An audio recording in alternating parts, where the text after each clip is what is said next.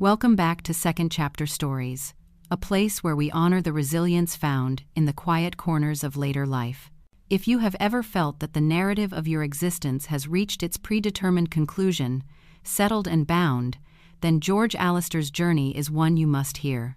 Stay with us through this unfolding story, and you will discover how true purpose is not a grand destination, but a vital seed waiting patiently for the right conditions to sprout. Our story begins today in Fremantle, Western Australia, a coastal city where the late autumn sun casts a long, hesitant, golden light. We introduce you to George Alistair, a man of 68 years.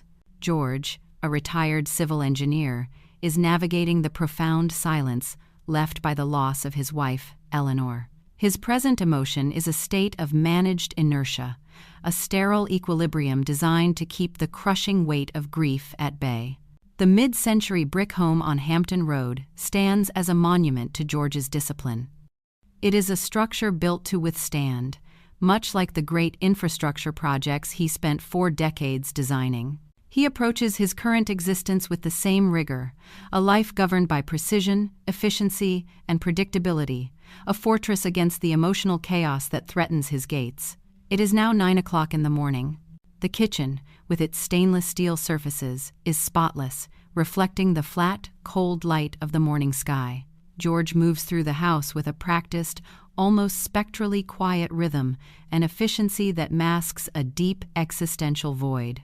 His daily liturgy begins with the potted orchid on the kitchen windowsill, Eleanor's last living flourish. It is a single, neglected plant, a pale, wilting survivor of the emotional drought in the house. George administers precisely 10 milliliters of water, measured with a laboratory dropper. It is an act of maintenance, not of nurturing, a box checked, a duty formally discharged. The plant, like George himself, exists, but does not thrive. By 3 o'clock in the afternoon, George retreats to the voluminous space of the garage, a cavern of concrete and cold steel that was once destined to become his post-retirement woodworking workshop. It is here that he pursues his true vocation now, the meticulous organization of his instruments. He spends hours arranging the wrenches, the spanners, and the measuring tapes into perfect, graduated arrays.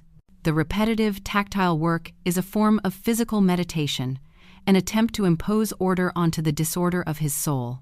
He is not building a future, he is merely preserving the relics of the past. The pristine garage is emotionally sterile, a quiet triumph of structure over meaning. The telephone rings on the hour, a high-pitched, insistent sound that feels like an intrusion. It is Sarah, his daughter, calling from Melbourne. Her voice is bright, sharp with worry, an anxious question mark suspended over the thousands of kilometers separating them. "Dad, you sound fine. Are you getting out of the house?" she asks, the implication heavy. "Are you desperately lonely?" "Everything is operating smoothly, dear. Just finished calibrating the tool sets. They're significantly better positioned now," George assures her, his voice a steady, technical monotone. He is a man who deals, in fact, not feeling. His quiet efficiency is his camouflage. He tells her he is managing just fine, a phrase that is both true and utterly false.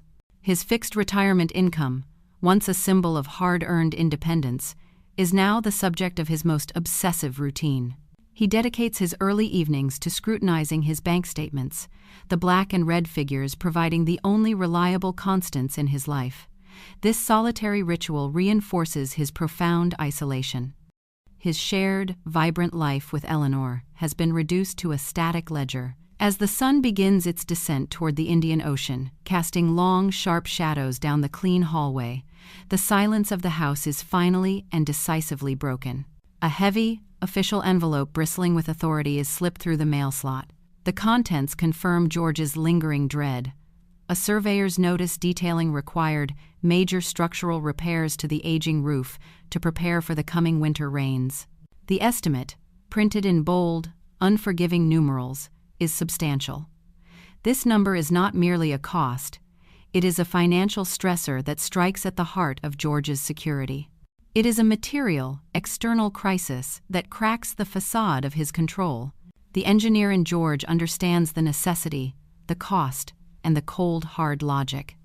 But the man beneath the routine feels a surge of primal fear, sharp and immediate, realizing that even the most meticulously constructed edifice must eventually yield to time, gravity, and the unpredictable forces of life itself. The shadows deepen, and George Alistair is left alone in the fading light, staring at a problem he cannot simply calculate away. The structural integrity of George's life, much like the aging roof overhead, had been silently compromised. The formidable cost estimate for the repairs sat on the counter, an unwelcome emissary from the physical world demanding immediate, non-negotiable attention. It was the antithesis of his retirement, a phase that was meant to be governed by diminishing needs and increasing certainty. Instead, it was an affirmation of a harsh reality common to those on fixed incomes. The preservation of the past often comes at a price the future cannot afford. He spent the subsequent week steeped in a quiet dread, a subterranean anxiety that surfaced not in tears or shouts, but in a crippling physical betrayal. It was 3 o'clock in the morning when the first episode occurred. He awoke to a sensation not of pain, but of profound constriction, a tight, metallic band cinching his chest, accompanied by a shallow, ragged breath. He told himself it was the late evening toast, a simple case of acid reflux, the mundane explanation an engineer demanded. Yet, as he paced the darkened hall, the cold light of the moon illuminating his framed degrees, a more terrifying thought took root. This was not indigestion, but a sudden, terrifying glimpse into his own mortality. It was the body giving way, independent of the mind's rigid control. The consultation with his general practitioner was brief, clinical, and conclusive. There was no cardiac event, only the measurable, undeniable evidence of chronic stress. A prescription was written, a daily cocktail of medication designed to pacify the pressure in his veins. The pharmacy dispensed not just tablets, but a fresh layer of financial worry. The cost of maintaining his quiet survival was mounting, eroding the precise margins of his budget. The house was no longer a sanctuary. It was a complex, expensive machine demanding upkeep, and George now realized he was another component requiring costly maintenance. This dual shock, the physical and the fiscal, shattered his carefully constructed illusion of self-sufficiency. Without Eleanor, who had provided the fluid, emotional counterpoint to his rigid structure, the house became merely volume, heavy and empty. It was not a home without her, it was a liability. The health scare, stripped bare of engineering logic, underscored his vulnerability, suggesting that his remaining time was limited and precious, yet he was wasting it in a state of meticulous inertia. When Sarah called on Thursday afternoon, George let the phone ring out. He felt a fierce, irrational shame, a reluctance to let his daughter see the precariousness of his foundation. He could not admit that the engineer who had managed million-dollar projects could not manage his own heart rate or a leaking roof. That evening, he found himself drawn, almost magnetically, to the window overlooking the backyard. Eleanor had always called it her sleeping giant. It was a vast, chaotic expanse, a dense tapestry of unkempt ivy, struggling ferns, and thick, stubborn weeds that had strangled the life out of every sensible shrub.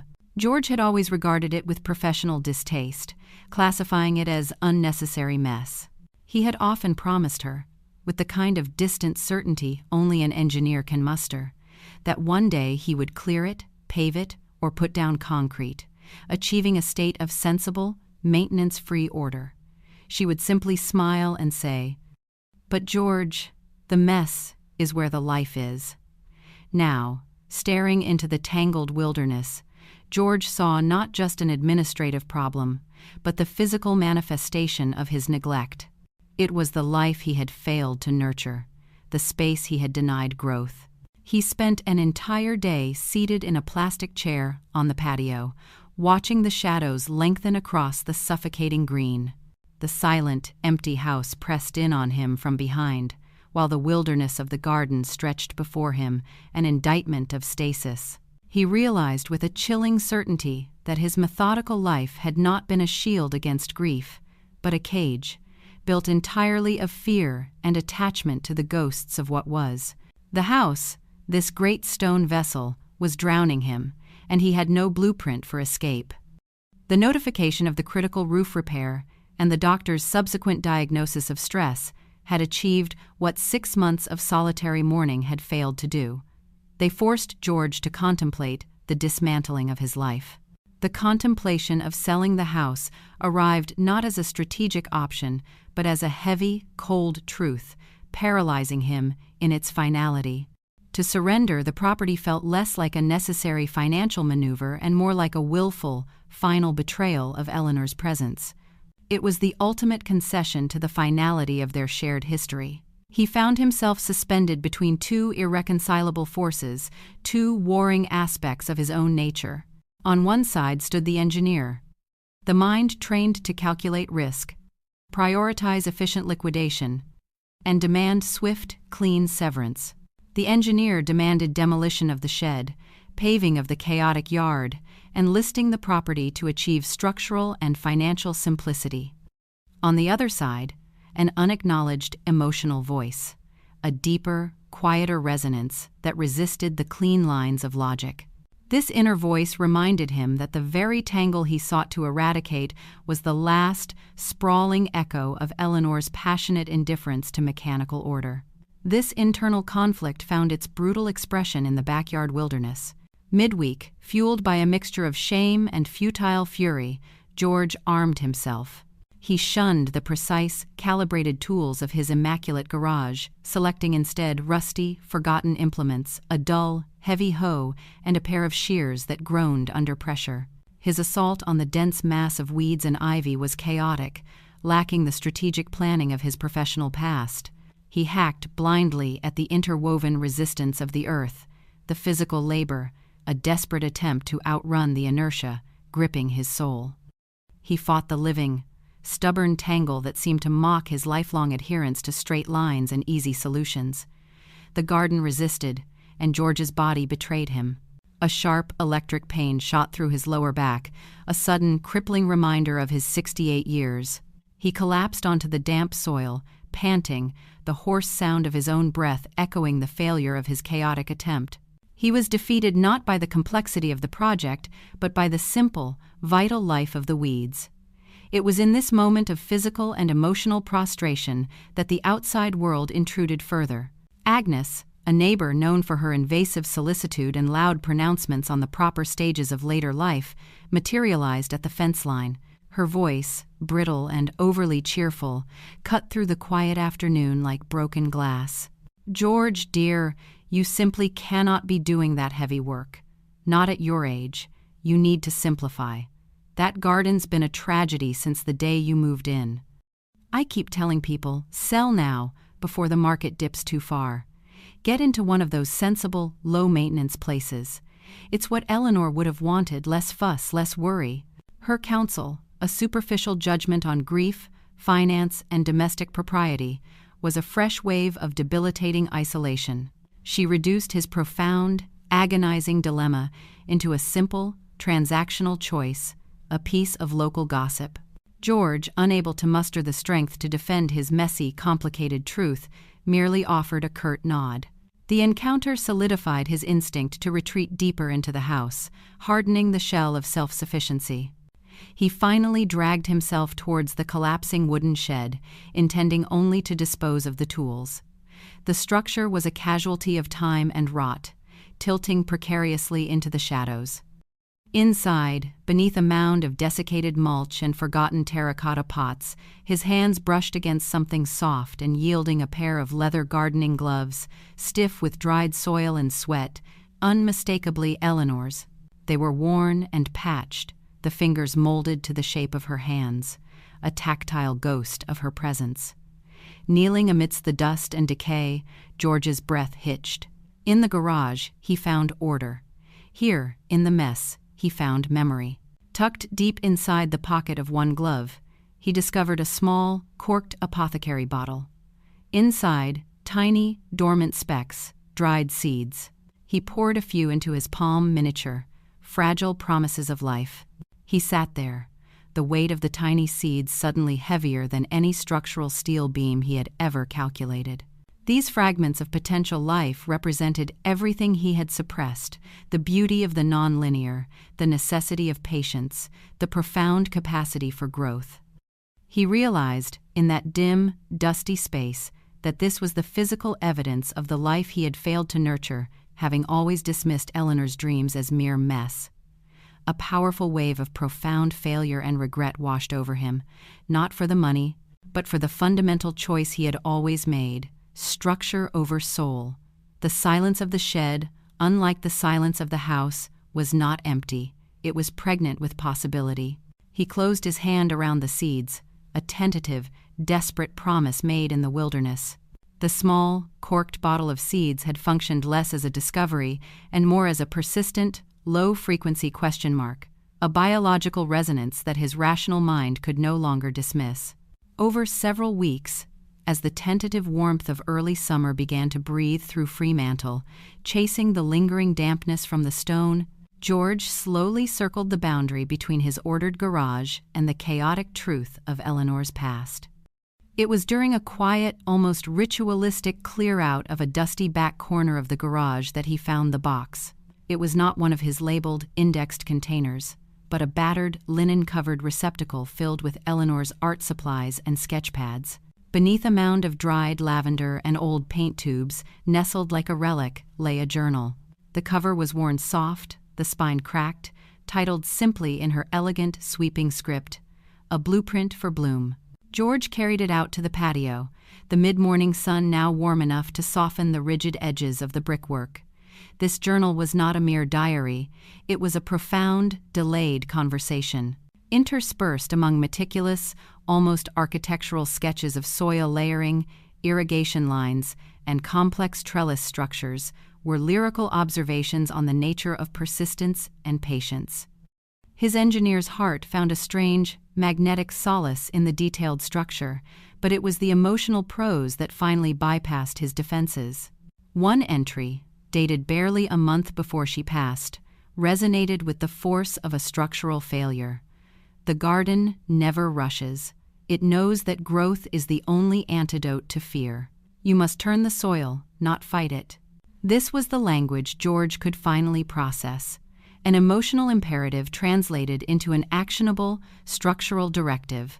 It was Eleanor's final, unsent instruction, a comprehensive project for the soul. The deep, heavy regret over his past neglect transformed instantly into a sudden, potent drive. He was not just clearing a yard, he was executing a plan. With a rare, deliberate shift in routine, George put aside his balance sheets and drove not to the industrial hardware supplier, but to the local community center, a rambling, terracotta-roofed building situated adjacent to the bustling market square. His purpose was simple: source materials for the initial clearing of Eleanor's yard. His step across the center's threshold, however, felt like crossing into a foreign land, one filled with the unpredictable energy of volunteers and the earthy scent of compost and freshly brewed coffee. He was directed to the coordinator of the local community garden initiative, a sharp, energetic woman named Maya. She was in her early 30s, dressed in practical denim and mud-stained boots, her hands perpetually moving as she sorted through field notes. George approached her with his customary stack of precise, written questions concerning soil pH levels, drainage ratios, and cubic meters of organic matter, a professional seeking technical specification. His formality immediately contrasted with her fluid, intuitive pace. Maya initially saw only a pedantic, demanding older man resisting the beautiful chaos of collaboration. But as George spoke, his voice dry and devoid of inflection as he detailed the geometry of Eleanor's intended design, Maya noticed the deep, concealed pain hidden behind the technical terms. She perceived the engineer's rigid exterior not as arrogance, but as a necessary, hard-won defense, a man translating a profound, unmanageable grief into controllable diagrams. She did not offer him platitudes or advice on grieving. Instead, she offered him a profound challenge. "We have one small plot left, George," Maya said, her eyes direct and discerning. "It's plot 17. South-facing, sun-starved, heavy clay, completely unused. Everyone avoids it. It's a mess, George." If you can bring life to that ground, you can bring life to anything. George stared at the inefficiency of the offer. It was the least viable, most frustrating plot imaginable. The engineer rebelled against the low probability of a successful outcome, but the man holding Eleanor's journal understood. This was not a gift. It was a penance, a real, tangible battle against resistant matter. It was a mirror to his current self. Grudgingly, meticulously, he took the key. He accepted the sun-starved Plot 17, driven by a deep, unwavering desire to finally and truly honor Eleanor's final unspoken project, translating her blueprint from paper to earth. He was going to build, not with steel and concrete, but with light and soil. George Alistair attacked Plot 17 with the same rigor he once applied to drafting municipal bridge supports. The initial approach was pure engineering, reconnaissance, analysis, and execution. He began by creating a detailed grid map, meticulously testing and recording the moisture, density, and chemical composition of the heavy, nutrient-poor Perth clay. His new purpose was not joy, but discipline, a task he could conquer with his intellect. He ordered specialized amendments, custom-designed irrigation lines, and a precise quantity of nutrient-rich topsoil, all calculated down to the last millimeter. His scientific methods immediately placed him in friction with Maya, the community coordinator. She operated with an intuitive, messy rhythm, preferring to feel the soil, trusting instinct and the wisdom of generations over George's precise flowcharts. Their interactions were a clash of worldviews, the linear certainty of the engineer against the non-linear patience of the gardener. George viewed her practices as inefficient. Maya saw his obsession with perfect systems as a fear of the organic, unpredictable nature of life. "George," she once commented, watching him measure the depth of a seed hole with a micrometer, "sometimes you just have to trust the sun, not the spreadsheet." The external conflict intensified as the garden resisted his orderly plans. The heavy clay proved unforgiving, compacting into dense, water-repellent blocks. Then came the peak summer heat, a sudden, punishing spike in the Western Australian climate that threatened his fledgling plants. The tiny seedlings, those fragile promises of life, drooped and scorched, symbolizing the stubborn resistance of real life to his rigid, linear control. George felt the familiar, cold panic rise, the fear of failure amplified by the vulnerability of his dependent subjects. He struggled physically as well. The constant, repetitive strain of digging and turning the dense soil was a daily, visceral reminder of his age and physical limitations. His chronic back pain flared, radiating outward from his spine, forcing him to take frequent, humiliating rests. It was here, in this moment of physical surrender, that an unexpected connection formed. Liam, a young student, volunteer, all restless energy, and digital native, offered help. Liam viewed George's efforts not as eccentric, but as antiquated. He showed George modern, simple techniques, hugging the ground, leveraging the weight of the shovel, and building simple raised wicking beds for water conservation. George, the retired engineer of great works, found himself reluctantly taking instruction from a boy young enough to be his grandson. The necessity of accepting help chipped away at the stubborn independence that had defined his entire adult life. The deepest, most powerful conflict, however, unfolded back at his home in Fremantle. Driven to prepare the property for sale, George finally turned his attention to Eleanor's sleeping giant. He intended to clear the entire tangled wilderness, the final, practical step before listing the house. But when he approached the large, gnarled rose bush, a chaotic, beautiful mass of thorny growth that Eleanor had planted decades ago, his hands refused to move. He stood with the chainsaw, its engine vibrating menacingly, the very tool of final efficiency, but found himself physically unable to commit the destructive act. This bush was not merely wood and leaf, it was a deep, stubborn root of her memory. In that moment of paralysis, George recognized that the search for purpose did not demand the eradication of all previous emotional structures. It required the surrender to emotion over efficiency. He finally understood Eleanor's meaning. Finding a new chapter did not mean building a new wall around himself. It meant tearing down the old ones and allowing the messy, non-linear roots of feeling to remain. He lowered the saw, defeated by a single, defiant rosebush, and felt a profound, yet strangely liberating, sense of defeat. The decisive moment arrived abruptly, riding on the back of a weather report that spoke of catastrophe. A sudden, crippling heat wave was forecast to descend upon Perth, 3 days of unyielding, extreme temperatures that threatened to scorch the entire community garden, reducing every fragile seedling to dust. It was an external crisis of existential proportions, a test not of George's methods, but of his character. That night, George returned to his roots. The engineer emerged from his gardening exile, fueled by a sleepless night and gallons of black coffee. He sat at his old drafting table, not to calculate the stress on a bridge, but to calculate the water needs and solar angles for the community garden. He designed a simple, effective shade trellis, a lightweight, temporary structure that could be rapidly assembled and deployed across the most vulnerable plots. It was a masterpiece of frugal, functional design, born of years of problem-solving. Yet, his solution required one thing George had spent 68 years avoiding: vulnerability and shared control.